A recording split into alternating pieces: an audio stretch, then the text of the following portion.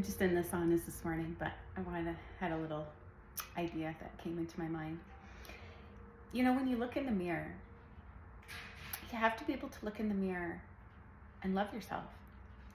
And if you can't look in the mirror and love yourself, how can you love another person? See, if you don't know who you are, right?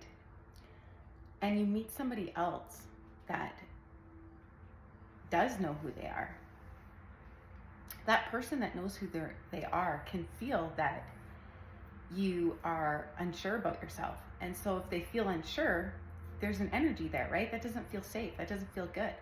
And so it's harder to be in relationships if, you're not in alignment with somebody, because if somebody doesn't know themselves, how can they trust themselves? And if they can't trust themselves, how can they expect someone else to trust them? So it's really important you learn who you are. And, we all have parts of us that maybe we don't like or come out at certain times, like maybe an angry inner child, or,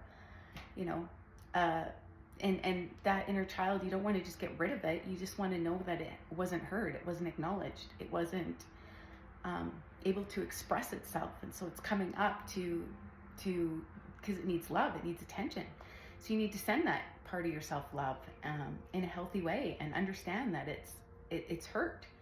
And same with when you get sad or when you get frustrated, these are parts of you that were suppressed. And so when they come up, you have to address them and look at them and see them and feel them, and send them that love and that compassion, and be gentle on yourself, and do things that you can do to integrate that part of yourself, to recognize it, acknowledge it, and know that it's a part of you, not to just push it away and get rid of it, but to embrace it. And because all parts have taught us something. They've all come up to show us parts about ourselves, and to show us what we do want and what we don't want, and what we want to act upon and what we don't want to act upon.